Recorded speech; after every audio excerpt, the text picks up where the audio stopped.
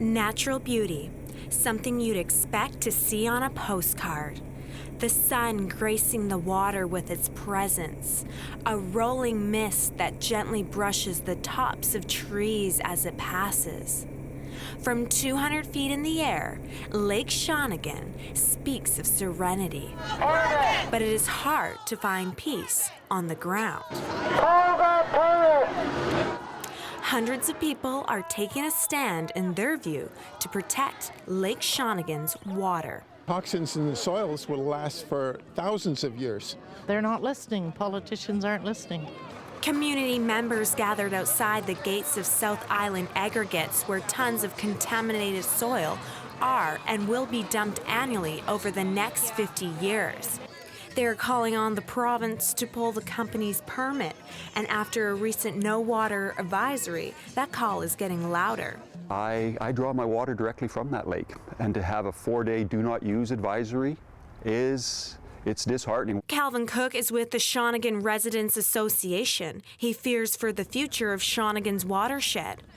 With allegations of untreated water leaking from the Quarry onto Cowichan Valley Regional District land and into Shawnigan Creek, Cook says it won't be long until the water at Shawnigan Lake is undrinkable and unusable. We were originally told, the citizens of Shawnigan Lake at a community meeting, is that there was a 75-meter impervious rock layer that was under that site that would protect us into perpetuity. That impervious rock layer never existed. The site is extremely porous. Water will flow up, down, sideways. As the battle heats up over whose science is better, opposition is coming from all corners. It's not acceptable for your government to potentially be poisoning you every day. And people are losing sleep, they're distressed. It's not an average issue. This is a very important issue. The government should recognize that. An issue also dear to the heart of Andrew Weaver, the province's only Green Party MLA. He is collecting samples from nearby property looking for traces of contaminants. I saw water leaving the facility at the end of the drought when there was not a lot of water around on the ground. There was a previous case where water was seen overflowing in other locations as well. With allegations of this sort, the pressure is on the BC government, whose job it is to monitor and collect samples on a regular basis. And the Ministry of Environment says there has been no threats to human or aquatic life. Questions that has been raised by Shawnigan residents is the extent to which the water containment facility is working. Now in the foreground here, you see the water containment facility with no water in, it's snow covered. In the background is a bunch of water. Now that water, some have argued in expert reports, has come from penetration of soil, rock below and is coming up. Weaver says the soil most recently brought to the site comes from drudging in the Port Moody area with contents high in sulfur and salt. Here, sulfur, and what's coming out of this.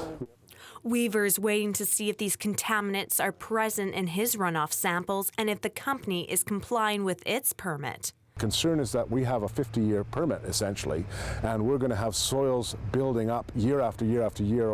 What is the cumulative effect of this? The Minister of Environment, Mary Polak, was not available for an interview, but her office issued this statement.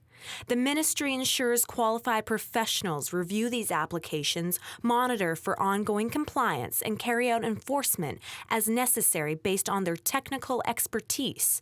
As minister, I must respect the independence of ministry technical experts and ensure that I do not act without appropriate evidence. South Island Aggregates was also not available for comment.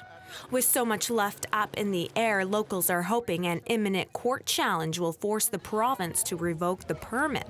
With a lot at stake here, this is an issue that won't be going away anytime soon. In Shawnigan Lake, I'm Lisa Pysmenny for ShawTV.